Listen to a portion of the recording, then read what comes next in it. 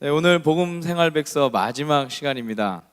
지난주까지 총 5번의 시간을 통해서 우리는 그 빌립보서의 그 말씀 속에서 우리가 그리스도인으로서 살아가야 할 그 복음적인 삶의 모습들에 대해서 같이 함께 나눠봤습니다. 다 기억을 하시겠지만 그래도 혹 오늘 처음 오신 분들이 계시거나 이러실까봐 제가 정리를 한번 해봤습니다. 네. 우리 첫 번째 시간에 표 보여주시겠어요? 네. 우리 첫 번째 시간에는 우리 점에 집착하지 않기라는 그런 제목으로 우리 말씀을 나눴습니다. 그래서 하나님께서 주시는 그 큰 그림을 우리가 바라보며 나가야 된다. 그럴 때 우리가 작은 인생의 그 어려움이나 이런 부분들도 하나님께서 멋있게 만들어 가시는 그림의 일부로 우리가 볼 수 있다. 그렇게 저희가 말씀을 나눴었고요. 두 번째 시간에는 우리가 인생을 쉽게 살기라는 그런 제목을 갖고서 주님의 마음을 품고 살아가야 되는데 우리가 인생을 살아갈 때 가장 어려운 부분은 뭐냐면 우리가 이미 가질 수도 없는 그러한 높아지려고 하는 그런 마음, 그런 것들을 자꾸 가지려고 하다 보니까 우리가 인생을 어렵게 사는데 주님의 마음을 품고 살아갈 때 우리는 인생을 더욱 쉽게 살 수 있다라고 그렇게 말씀을 나눴습니다. 그리고 세 번째 시간은 우리 증명해 보이기인데 우리 삶 속에서 우리가 교회 안에서만 구원을 말하는 것이 아니라 우리가 우리 삶 속에서 주님의 흔적을 나타냄으로써 우리가 구원받은 자임을 모든 이들에게 증명해 보일 수 있는 그런 삶을 살아야 된다. 그렇게 말씀을 나눴고요. 네 번째 시간은 우리 거칠에 매달리지 않기라는 그런 제목을 갖고 말씀을 나눴는데 우리 이때 신앙의 본질에 대한 부분들을 우리 같이 함께 나눴습니다. 겉만 꾸미는 것이 아니라 우리 속의 그 본질도 꾸며가는 것. 그리고 지난 시간에는 우리가 멈추지 않기라는 그런 제목으로 날마다 은혜를 경험하며 사는 삶. 어제 받은 은혜, 10년 전에 받은 은혜에 머물러 사는 것이 아니라 매일매일 주님께서 우리 가운데 주시는 그 은혜 가운데 우리가 생명력 있게 살아가는 그런 삶에 대해서 나눴습니다. 기억나시죠? 제가 괜히 얘기했나 봅니다. 다 알고 있는 거를 제가 괜히 얘기했어요. 네. 혹시나 해서 말씀드렸습니다. 자, 오늘 마지막 시간이에요. 오늘 마지막 시간으로 빌립보서 4장 13절의 말씀, 내게 능력 주시는 자 안에서 내가 모든 것을 할 수 있느니라 라는 그 말씀을 통해서 주님께서 주시는 그 은혜를 좀 나누려고 합니다. 여러분, 이 말씀 아마 다 눈 감고도 다 외우실 수 있을 만한 그런 말씀입니다. 묵상하면 묵상할수록 굉장히 힘이 되고 또 기도할 때 우리가 믿음으로 붙잡는 그런 말씀이죠. 내일 이제 수능이 있는데 수능생들 앞에 어떤 아이들 앞에는 그런 것들 붙어 있을 수도 있어요. 내게 능력 주신 자 안에서 내가 모든 것을 할 수 있느니라. 저도 그거 붙여놓고서 막 이렇게 했던 그런 기억이 납니다. 특별히 오랫동안 기도 제목을 갖고 계신 분들 있죠. 기도하고 있는 분들, 자녀의 문제나 진로나 아니면 가정의 여러 가지 문제들을 두고서 기도하시는 분들에게는 오늘 이 말씀이 굉장히 또 힘이 되고 또 위로가 되는 그런 말씀일 것입니다. 저에게도 30년 넘게 갖고 있는 그런 기도 제목이 있습니다. 30년 넘게 제가 인생을 얼마 살지 않았지만 제 인생의 대부분 꽤 오랜 시간을 갖고 있는 기도 제목이 있습니다. 뭘 것 같으세요? 네, 저의 기도 제목은 키가 크는 거였습니다. 30년 넘게 꾸준하게 제가 계속해서 기도를 해나가고 있습니다. 제가 보시는 것처럼 제 키가 180이 조금 안 돼요. 네, 180이 조금 안 되는데 그래서 줄 서는 거 엄청 싫어했고요. 학교 다니면 조회 시간 엄청 싫어했고 교련 시간 나가서 줄 서는 것도 이것도 엄청 싫어했고 그랬습니다. 그래서 아침에 일어나면 기도하고 하나님 키 크게 해주세요. 밥을 먹을 때마다 3번씩 꼬박꼬박 하나님 키 크게 해주세요 기도하고 저녁에 밤에 잠을 잘 때도 키 크게 해주세요 그렇게 기도하고 늘 그렇게 이제 기도를 했습니다. 그런데 신실하신 하나님께서 30년 동안 한결같이 그 기도에 응답을 하지 않으셨어요. 그래서 얼마나 한결같으신지 모르겠습니다. 그래도 이제는 나름 잘 살고 있습니다. 살다 보니까 키가 작은 게 또 편할 때가 있더라고요. 비행기 타고 다닐 때 보니까 키 큰 사람들은 막 구겨서 거기 자리에 집어넣고 가는데 저는 이렇게 그냥 편안하게 갑니다. 이렇게 다닐 때 버스를 탈 때도 그렇고 큰 무리 없이 좀 살아가고 있습니다. 몇 년 전 제가 신문을 보다가 한 회사 이야기가 재미있게 다가왔습니다. 미국의 그 카드 결제 시스템 회사인데 그 회사 이름이 뭐냐면 그래비티 페이먼트라는 그런 회사입니다. 사실 이렇게 설명을 해놨지만 제가 무슨 일을 하는지는 정확하게는 잘 모르겠습니다. 그런데 이 회사가 세간의 관심을 받은 이유가 있는데 그것은 뭐냐면 모든 직원의 연봉을 최저 연봉을 우리 돈으로 한 8천만 원 돈으로 이제 맞춘 겁니다. 평균 연봉이 아니라 최저 연봉을 맞춘 거예요. 심지어 그 회사에서 청소하시는 분들에게까지도 그렇게 연봉을 맞춰주는 것으로 그렇게 이제 신문 기사에 나왔습니다. 이 정책이 이미 시효된 지 2년이 넘었는데 회사는 계속해서 잘 되고 있다라고 얼마 전 기사에서도 제가 확인을 했습니다. 이 회사의 그 사장님이 궁금하시죠? 이 회사의 사장님이 댄 프라이스라고 하는 그런 사람인데 이런 결정을 한 이유가 있습니다. 한 직원과의 그 대화를 통해서 이런 결정을 하게 됐는데 그 직원이 이 사장님에게 이렇게 이야기를 했대요. 당신은 나를 착취하고 있어요라고 그렇게 이야기를 했답니다. 그 이유인즉슨 아무리 열심히 일을 해도 자신은 여전히 행복하게 살 만한 연봉을 받고 있지 못하다라고 그가 생각을 했다라는 것이죠. 그래서 이 댄 프라이스는 전 직원에게 최저 연봉 7만 달러, 한국 돈 약 한 8천만 원 정도 되는 그 돈을 연봉으로 지급하기로 이제 결정을 내립니다. 자기 월급은 이제 한 90% 깎고 이렇게 했다라고 했습니다. 자, 어떻습니까, 여러분? 우리 자녀들이 이런 회사 다니면 좋겠죠. 예.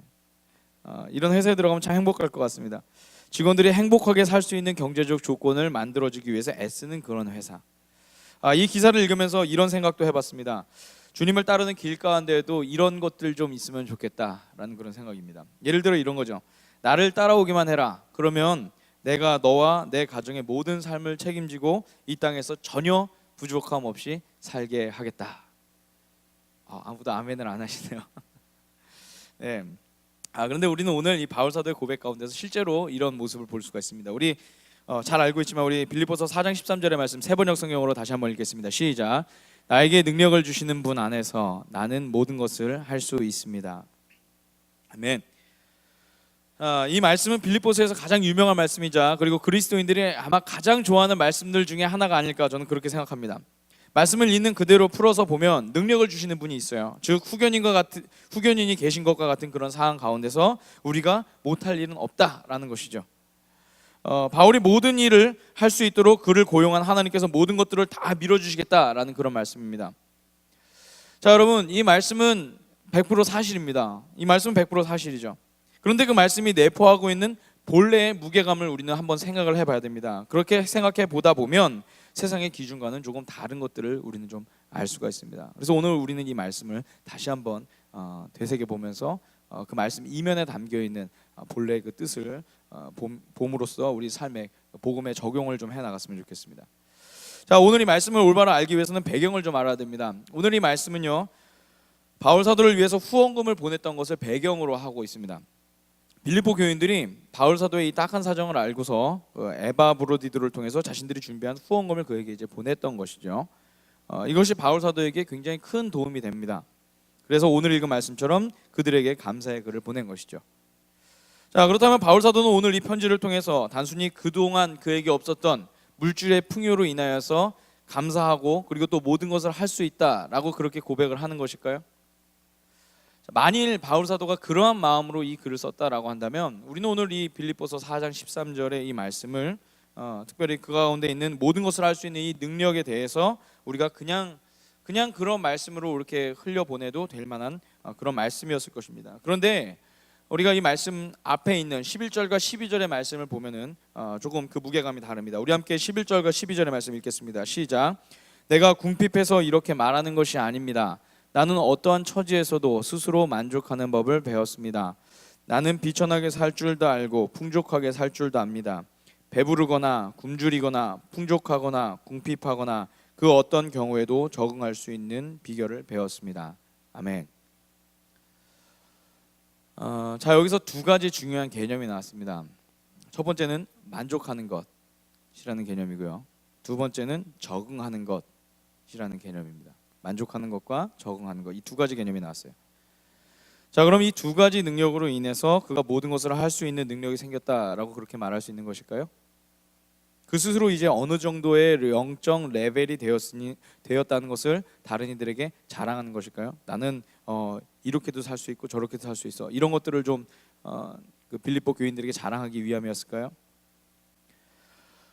흔히들 이 모든 것을 할 수 있는 능력, 이것을 갖기 위해서는 어떤 상황에서도 만족하고 적응할 수 있어야 된다라고 그렇게 말씀들을 합니다. 물론 이 말씀은 전혀 틀린 말은 아닙니다. 바울의 생애를 들여다봐도 그렇죠. 그런데 저는 오늘 이 말씀 가운데서 이것보다 더 중요한 핵심을 우리가 놓치지 말아야 된다라고 생각을 합니다. 그것은 뭐냐면 주님 안에 거하는 것이라는 것이죠. 할렐루야.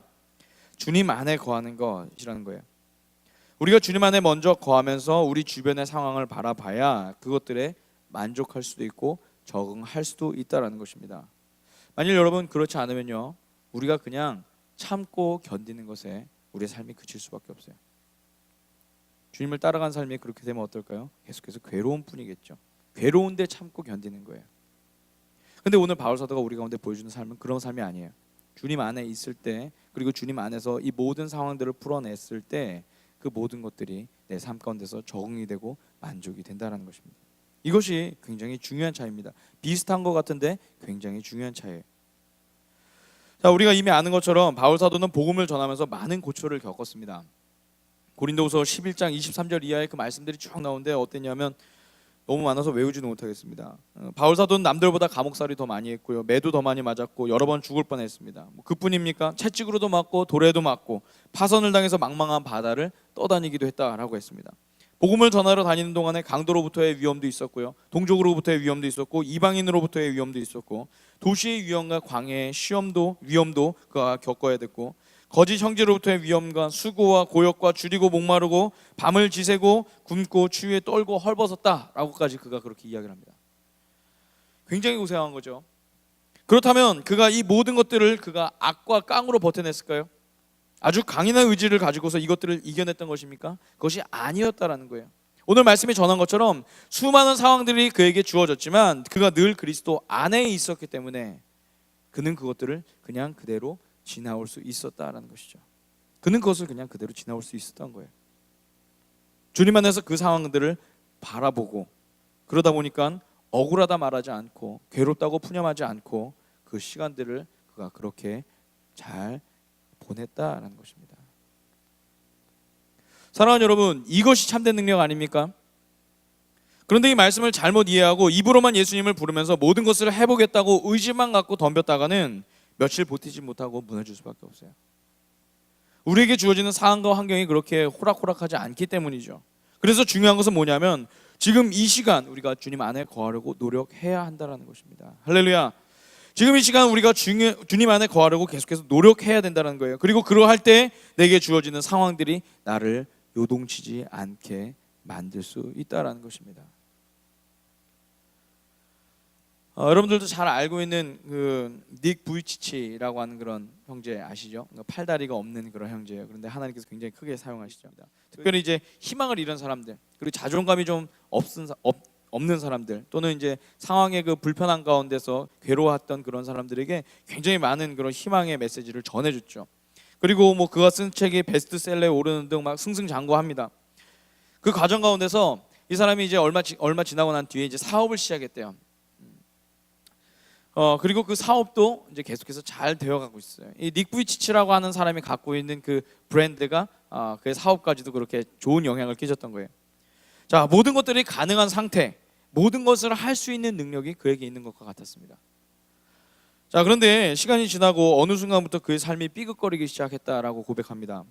사업이 침체에 들어가고 스스로의 부족함이 드러나면서 그의 마음마저도 내려앉기 시작했다라고 그 책에서 고백을 해요. 자신에게 어울리지 않다고 여겼던 우울증도 찾아왔다고 합니다. 그리고 그런 상황 속에서도 남들에게 희망을 전하는 일들은 계속해서 해야 됐어요. 왜냐하면 2년치의 그 스케줄들이 이미 다 나와 있기 때문에 그것을 포기할 수는 없었던 거죠. 본인은 이미 절망 가운데 막 있는데, 그런데 다른 이들에게는 희망을 가지라라고 하면서 그렇게 가서 복음을 전해야 되는 거예요. 나는 이미 죽을 것 같은데, 그런데 무대에 올라가서는 또 웃기기도 하면서 넘어지기도 하면서 넘어졌다가 일어나는 그런 퍼포먼스 같은 것들을 막 보여주면서 사람들에게 희망이 있습니다, 하나님이 당신에게 계획이 있습니다, 그렇게 이야기를 해야 되는 그런 상황이었던 거예요. 자, 그러던 어느 날 이 닉 부이치치가 모든 것이 힘들어서 더 이상 일어서고 싶지 않을 그때 그가 주님 앞에 기도합니다. 그리고 그때 주님께서 그에게 깨닫게 하시죠. 무엇을 깨닫게 하셨냐? 그가 주님 안에 있지 않았다라는 것을 깨닫게 하셨다라고 그가 고백합니다. 그것이 문제였습니다. 깨달은 것이요. 사실 이 닉 부이치치의 삶을 돌아보면 정상인도 이뤄낼 수 없을 만한 그런 엄청난 삶을 그가 젊은 나이에 살아냈습니다. 그리고 그 시간 속에서 그의 안에 주님이 함께 계시고 주님께서 자신을 사용하기 위해서 그런 팔과 다리가 없는 모습으로 태어나게 하셨다라는 그런 신실한 고백이 그에게 있었죠. 그런데 그가 어느 순간부터 주님 안에서 빠져나와서 인간의 의지와 열정 안에 거하게 되었을 때 모든 것이 가능했던 그런 삶에서 모든 것이 불가능한 삶으로 다시 바뀌게 되었다는 것입니다. 사랑하는 여러분, 지금도 많은 그리스도인들이 빌립보서 4장 13절 이 말씀을 붙잡고서 모든 것을 할 수 있는 그 힘을 갈구하면서 달려가고 있습니다. 그런데요, 사실 우리는 무엇을 구하는지 정직하게 한번 돌아봐야 됩니다.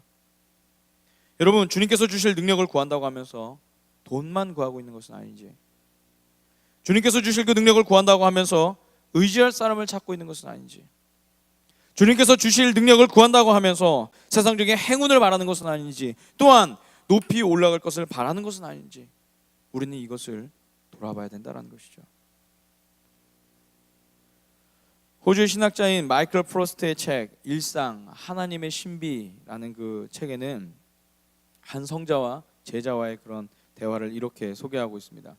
제자가 이 성자에게 이렇게 푸념어린 말을 늘어놓았다고 합니다.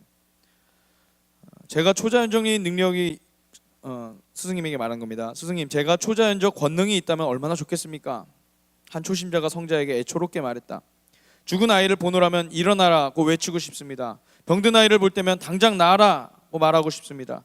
꼬부랑 할머니를 만나면 똑바로 서세요 라고 선포하고 싶습니다. 아, 슬프도다. 나는 낙원에 있는 죽은 막대기 같은 존재입니다. 스승님, 제게 초자연적 권능을 주지 않으시렵니까? 그런 그에게 성자가 화를 내듯 고개를 저으면서 말을 합니다. 내가 나와 그토록 오랜 세월을 함께 했건만 아직도 철이 덜 들었느냐? 내가 나를 안 지가 이렇게 오래되었건만 아직도 깨닫지 못했는가? 잘 듣거라.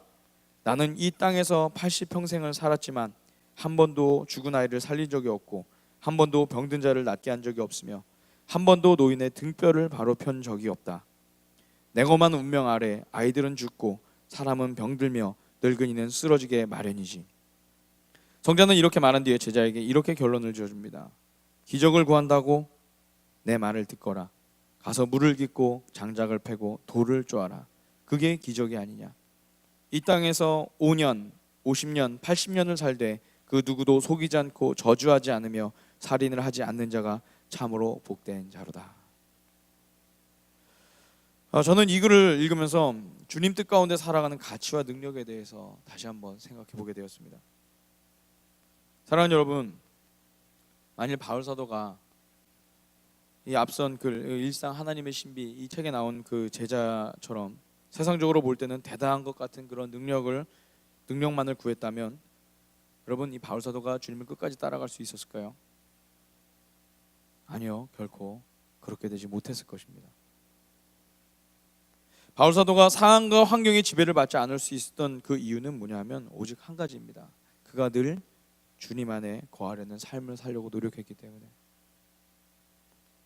그러니 빌립보의 깊은 감옥에서도 찬양과 감사를 드릴 수 있었고, 로마로 호송되어 가는 그 과정 속에서도 풍랑을 만나 모두가 지쳐 있을 그때에도 그는 주님의 그 말씀을 통해서 사람들에게 산 소망을 증거할 수 있었던 것이겠죠.